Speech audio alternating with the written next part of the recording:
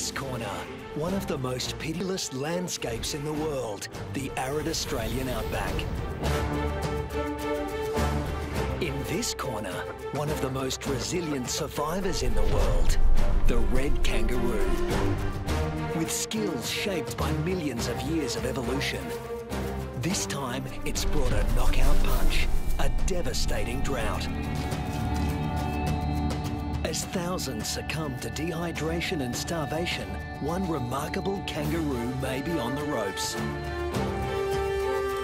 Can he make it through hell on earth? Or is this one fight even the red kangaroo can't win?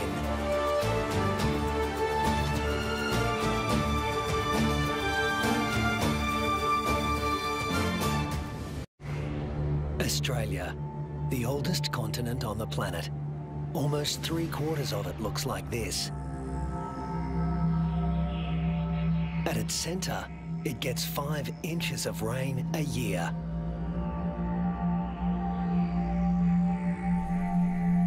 The mercury can hit 110 degrees Fahrenheit.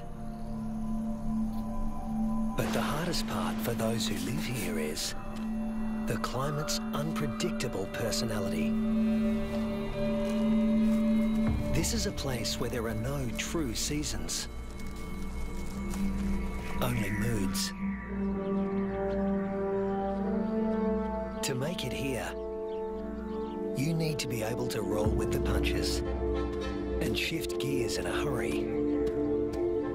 The acknowledged master of that art in the Australian outback is the red kangaroo, the largest marsupial in the world.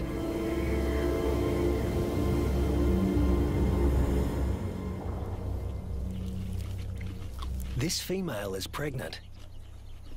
Red kangaroo females are almost always pregnant. They've evolved to adapt their reproductive systems to the unpredictable whims of the environment.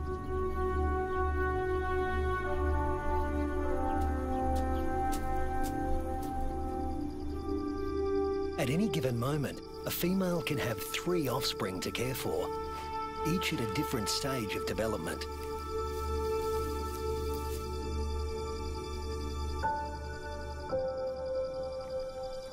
This is number 1, the peanut.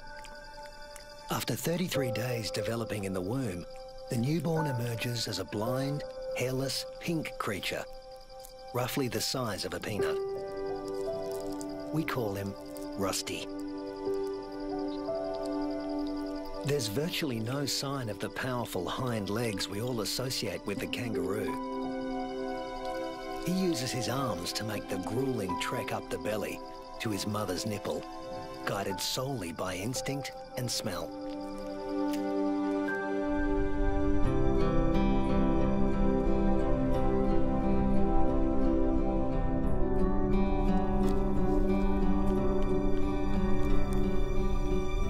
Almost immediately, the female goes into heat again, releasing hormones that stimulate ovulation.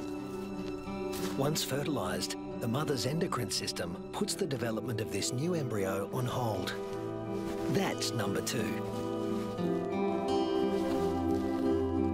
Its progress won't be kick-started again until the peanut reduces his suckling. Number 3 is the joey, who's spending some time suckling from outside the pouch and some out on his own in the big wide world.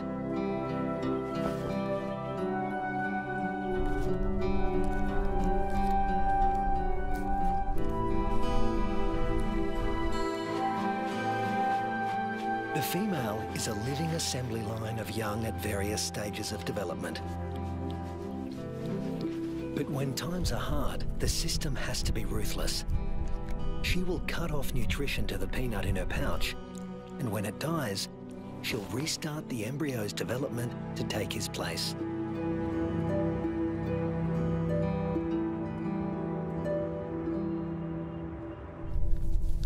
Rusty's developing nicely. He's beginning to resemble something like a baby kangaroo.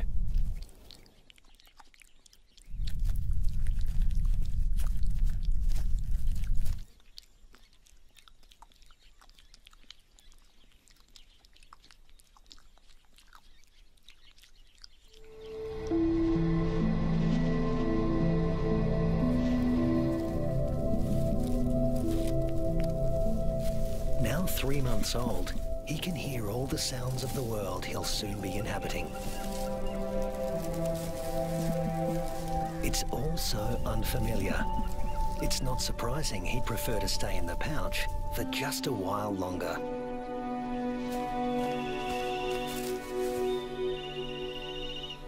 There's plenty of...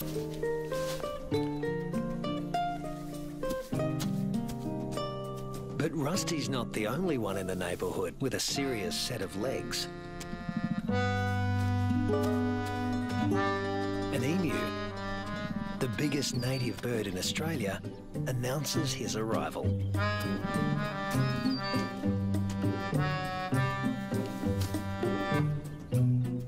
His skirt of feathers absorbs 80% of solar radiation, leaving the skin underneath cool. And this dad needs a cool head. In the emu world, dads take on all parental responsibility. The chicks will be under his wing for 18 months. Not exactly the red kangaroo way. Males are pretty much deadbeat dads. They leave as soon as the young are conceived. Rusty also still relies on his mother for food and protection, so he tends to stay close.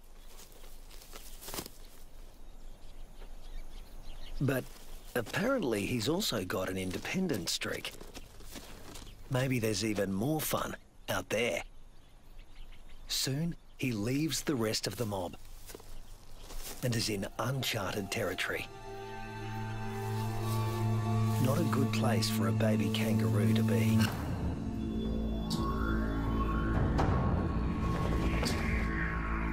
A wedge-tailed eagle, the largest bird of prey in Australia. And it likes to take young kangaroos. Mum realises she doesn't know where Rusty is. But the eagle does.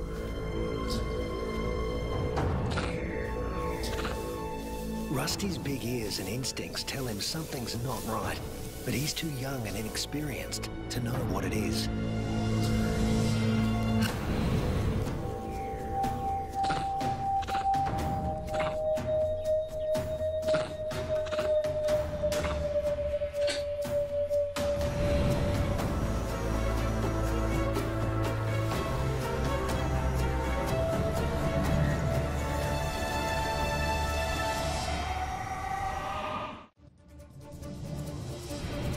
No sooner has Rusty left his mother's side than he's in trouble. With the bone-crushing power of her talons, the eagle could seize Rusty and drag him to his death. But suddenly, there's a flurry of panicked activity nearby. A rabbit is running for its life.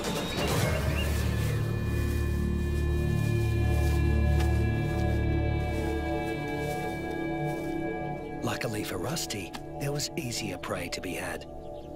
This time,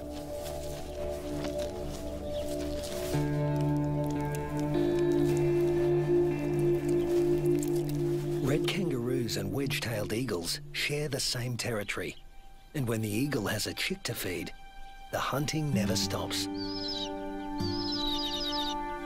More than 10% of the eagle's diet is kangaroo.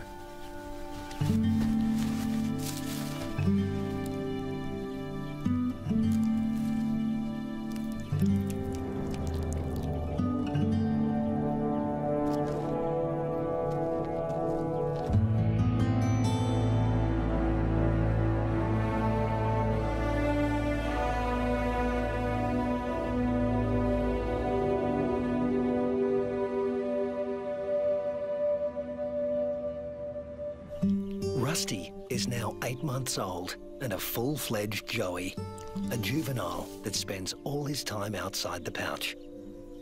In a few months, he won't have Mum's milk to rely on anymore.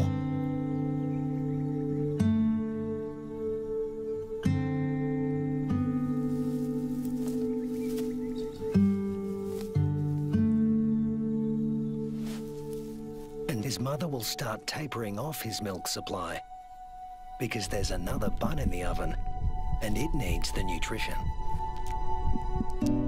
Mum's body now produces two totally different types of milk. A more dilute one for his tiny sister and a richer one for him. Each dispensed from its own nipple.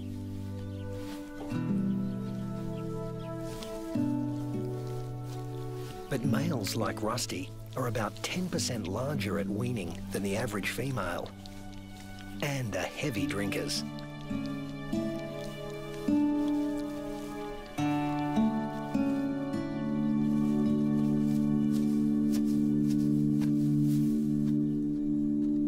This is the kangaroo version of tough love.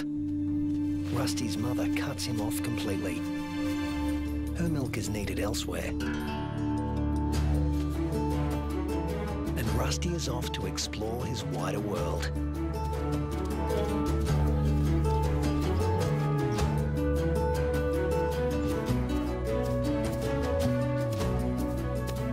Before long, he happens on another group of kangaroos. These are grey kangaroos, smaller than reds and more suited to areas where the climate is relatively predictable. They don't conserve water as well as reds and prefer the shade of the wooded areas on the desert's edge. Rusty is apparently a new experience for them as well. It's like a get-together with distant relatives you've heard of but never met. Slightly awkward.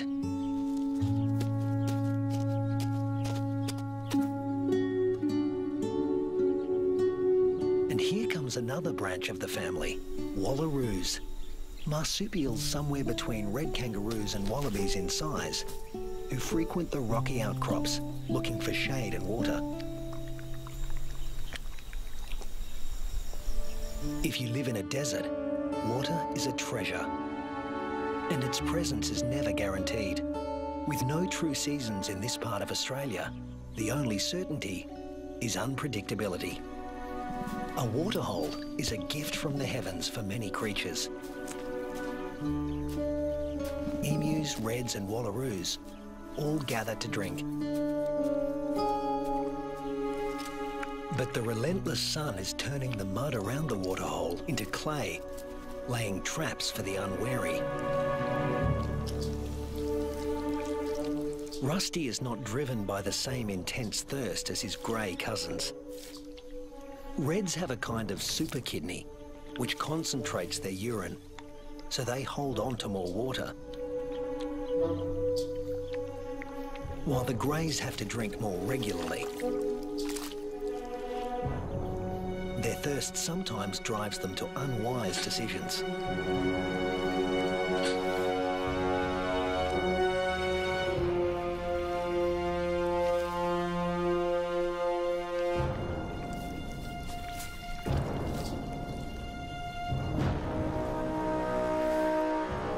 This young grey is in trouble, deep trouble, and he's drawing some unwanted attention. A dingo. Dingoes will gladly take a young kangaroo under any circumstances. A joey stuck in the mud and unable to flee, that's just too good to resist. The other kangaroos can't help him. His fate is sealed. Even at the tender age of 18 months, Rusty has the good sense to get out of Dodge in a hurry. Now he's on the road again, in search of a good meal. He's still an adolescent, and burning through energy at a faster rate than an adult.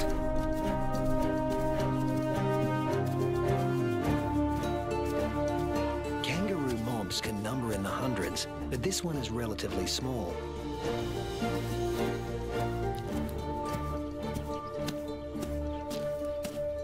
And Rusty's appearance on the scene has caught another male's attention.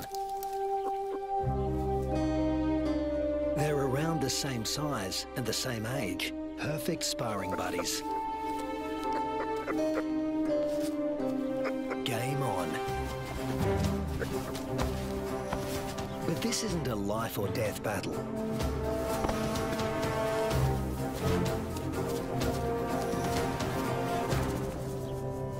What they learn here will be crucial in later life, when the stakes are higher.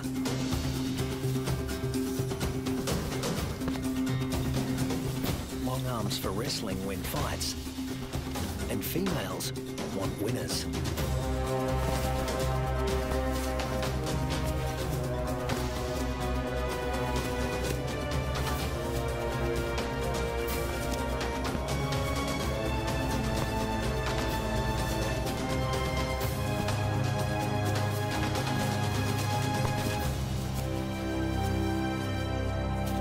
Rusty doesn't come out on top this time, but the boxing experience is invaluable.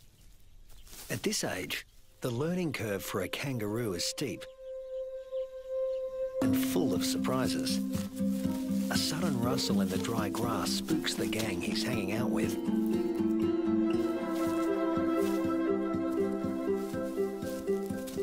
But Rusty's the curious type.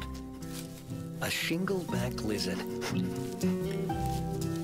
Heavily armoured and with a thick tail that looks a lot like its head. Thus its other name, the two-headed skink.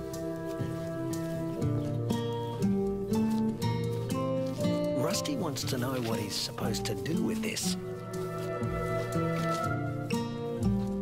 Make friends? Try to box with it? Eat it? The lizard doesn't seem suitable for any of these activities, and Rusty eventually gives up on the relationship.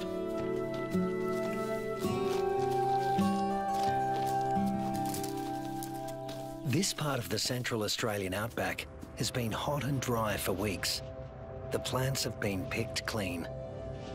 When food sources dry up like this, red kangaroos are superbly adapted to survive. Still, even they can't live without water. But something is happening 100 miles away.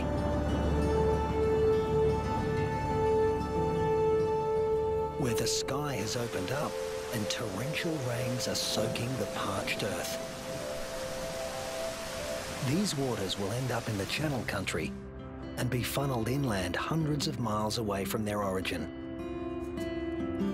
The channels are dry now, but because the region is low-lying, they won't be for long.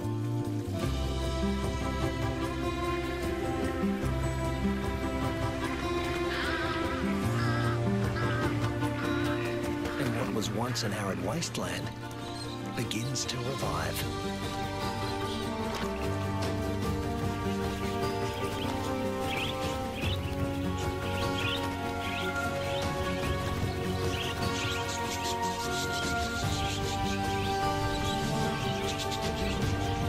From the swirling flocks of budgerigars to the dingo mum and her pups, all are drawn to the life-giving waters.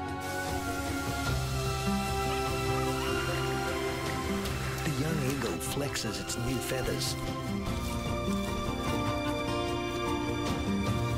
And a young kangaroo celebrates in her own playful way.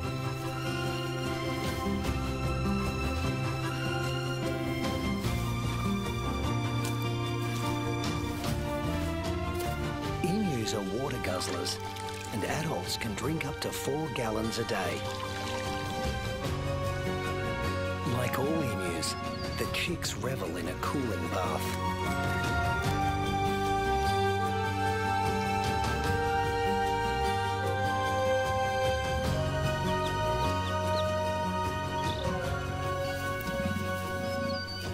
There are some 500,000 emus roaming around the outback, browsing on fruits and seeds. And what's good for the emus is also good for the rest of the ecosystem. As they move through the bush, they scatter the seeds of the flowers and fruit they've eaten along the way, which will sprout and become new plants.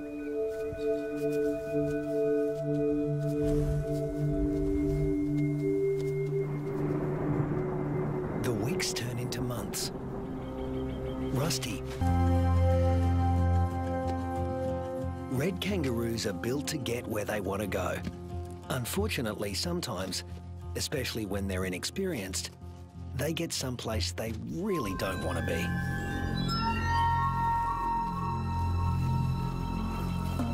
The inland taipan is the most toxic snake on Earth. There's enough venom in one bite to kill 100 full-grown men.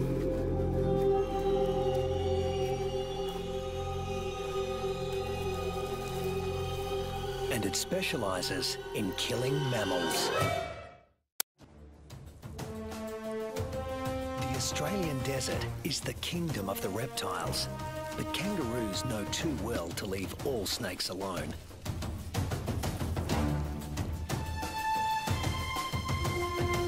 Brown snakes kill more humans than any other snakes in Australia.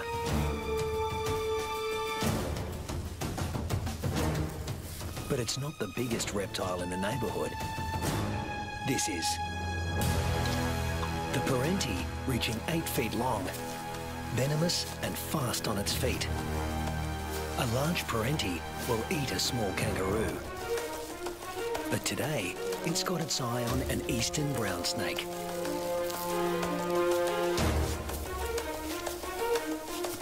The forked tongue of the parenti follows the brown snake's chemical scent trail and leads him to an abandoned burrow.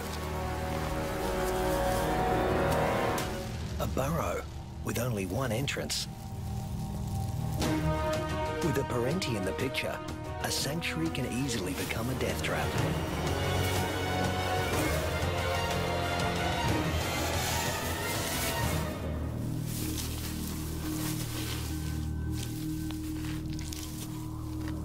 The body of one fearsome reptile disappears into the body of another.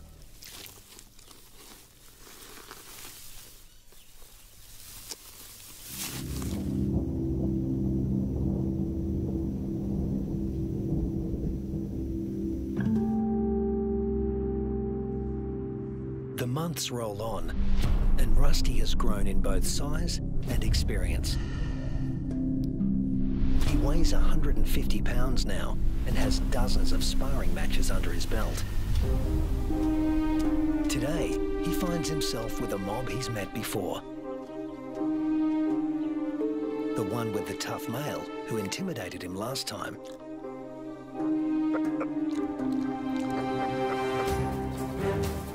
But that was 5 years ago, and Rusty's not running away this time.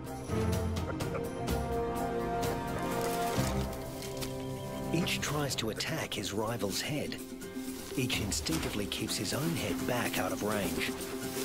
Although highly ritualized, fights between dominant males can mean a future as king or a loner, depending on the outcome.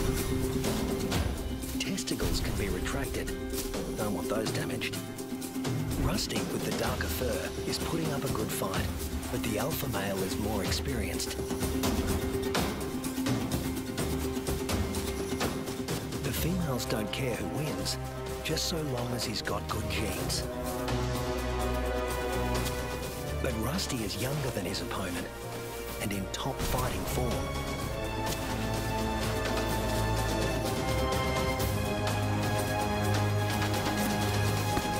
Finally, the king goes down. Now the mob is paying attention.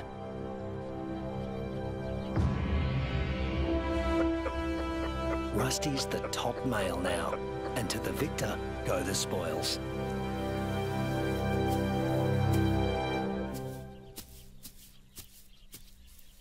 His first choice is this female, though he needs to give her urine the sniff test to make sure she's ovulating.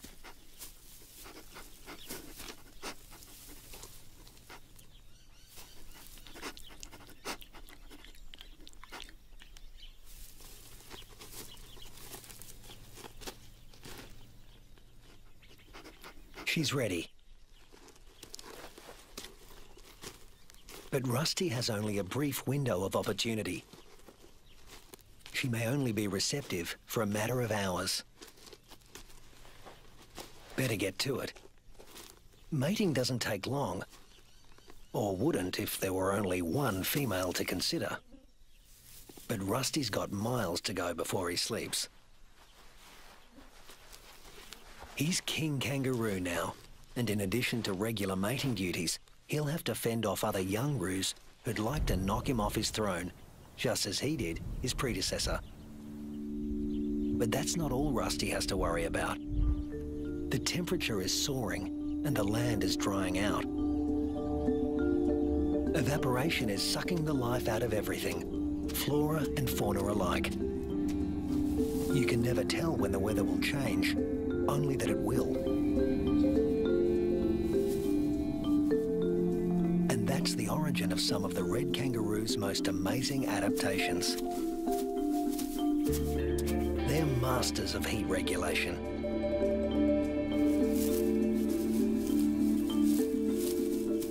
The fur on their backs reflects about 30% of incoming heat and keeps their skin cool, the blue parts of this thermal footage. Spreading saliva over their forearms cools the blood, which has been brought close to the skin surface via a dense cobweb of capillaries.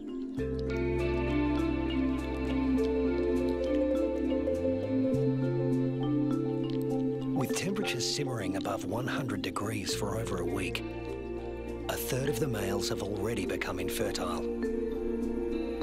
If these temperatures were to continue for 3 more months, the number would more than double.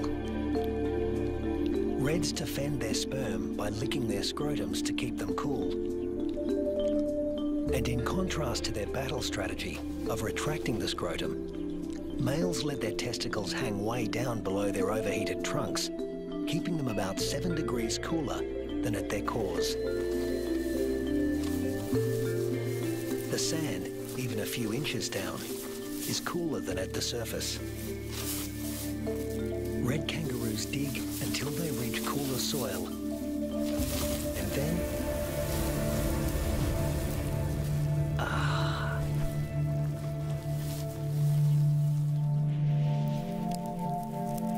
it hasn't rained in months now. The dry, dead grass offers Rusty no nourishment. But then, unfortunately, these are dry electrical storms. No rain will come from them. But something else will. Something worse than hunger.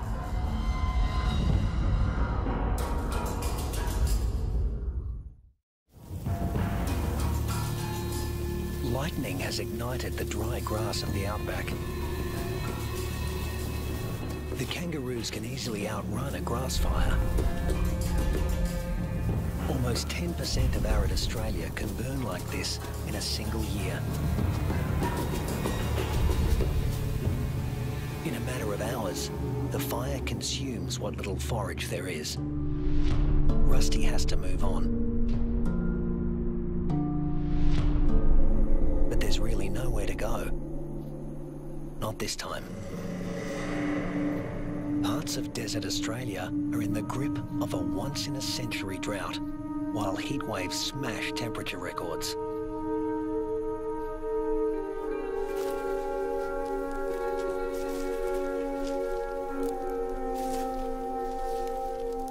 Nothing that lives here has ever experienced anything like it, Rusty included.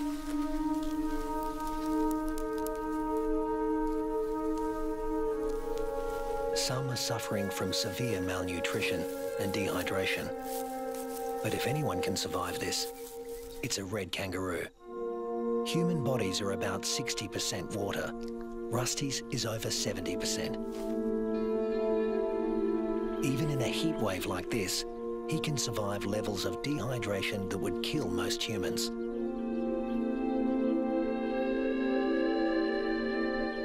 Reds only sweat when they're on the move. At rest, they pant, which uses less water than sweating.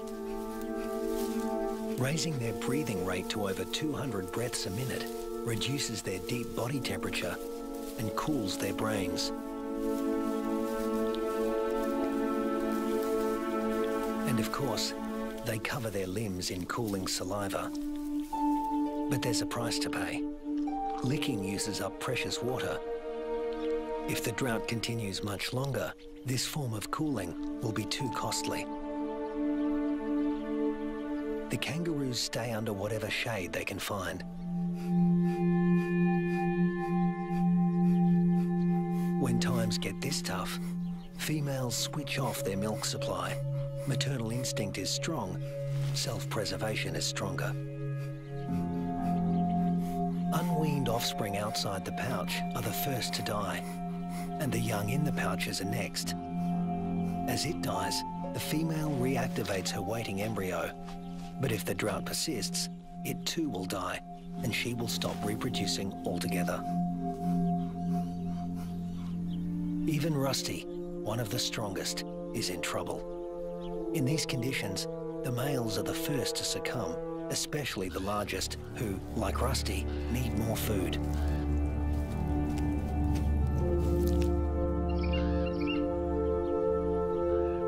The demise of the red kangaroos is the wedge-tailed eagle's bounty.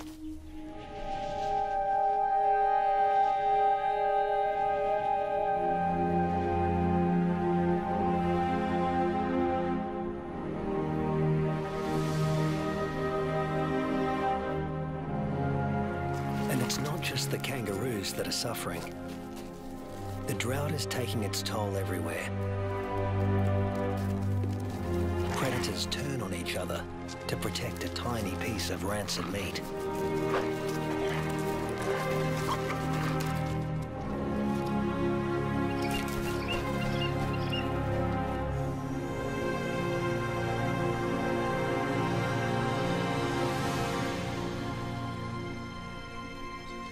This is the last remaining waterhole.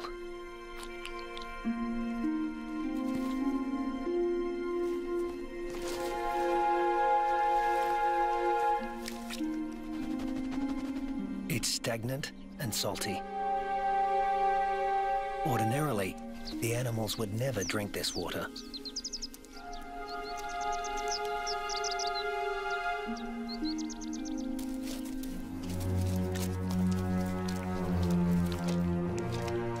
But desperation drives them. The drought makes for uneasy bedfellows.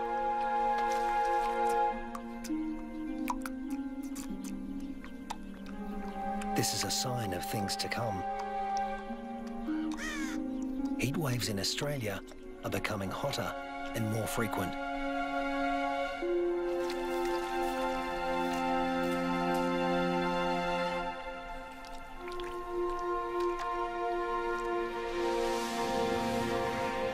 The intense dry heat continues and the casualties mount. Among them are many of Rusty's offspring. In some parts of these desolate lands, drought can kill 8 out of every 10 kangaroos.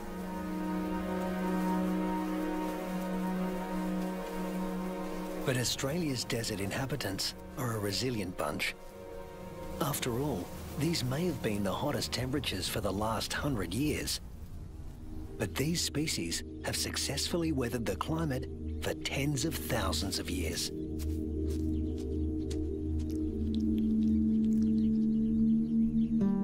And Rusty is still here, conserving his energy and biding his time. A change is going to come.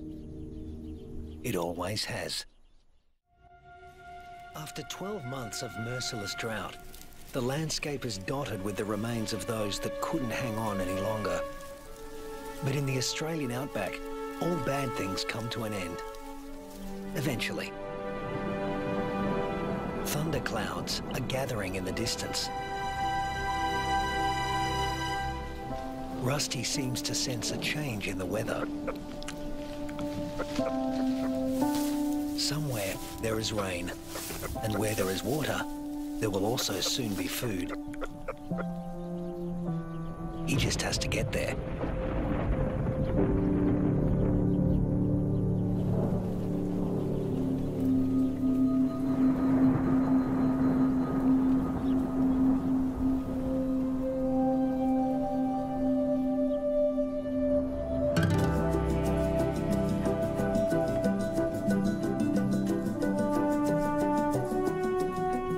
With what remains of his ebbing strength, Rusty heads in the direction of a storm.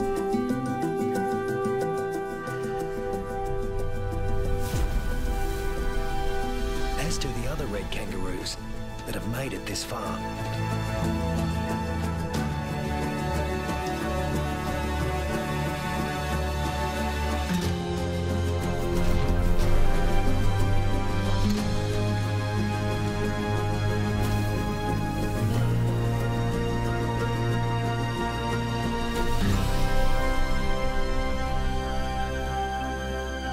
When Rusty reaches the area watered by the storms, he finds a world restored by rain.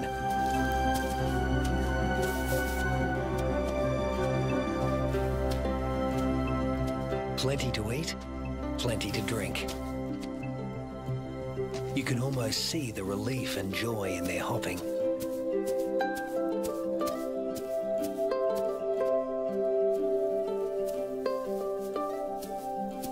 They will stay here and take in the nourishment. In only a few weeks, males and females will have their health restored, and soon they'll be ready to reproduce once again.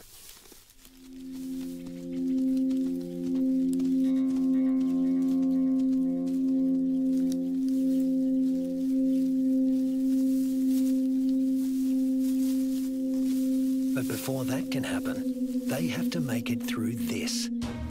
A pack of hungry dingoes.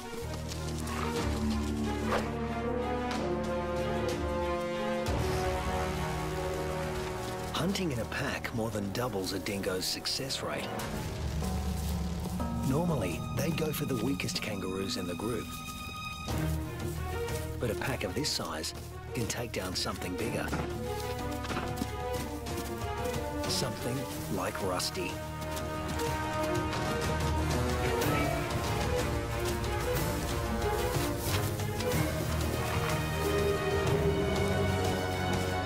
Luckily, his strength is completely restored, and he can travel at full tilt.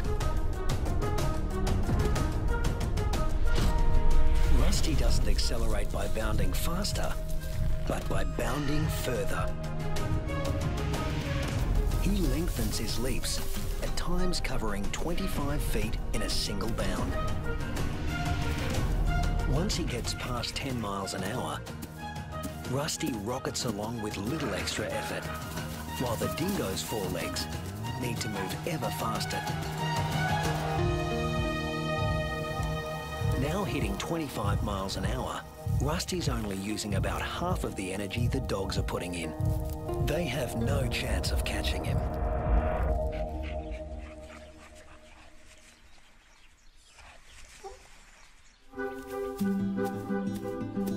Now Rusty can turn his attention to replacing the offspring lost to the drought.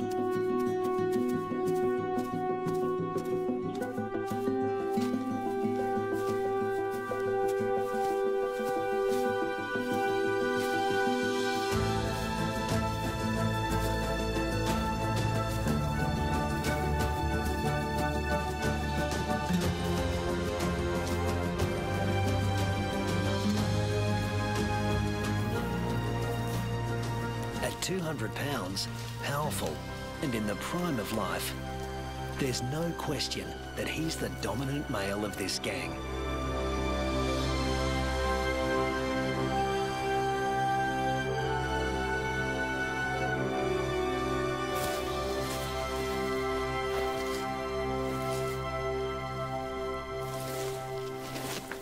The young he-fathers will need an advantage to survive a world as harsh and unpredictable as this one.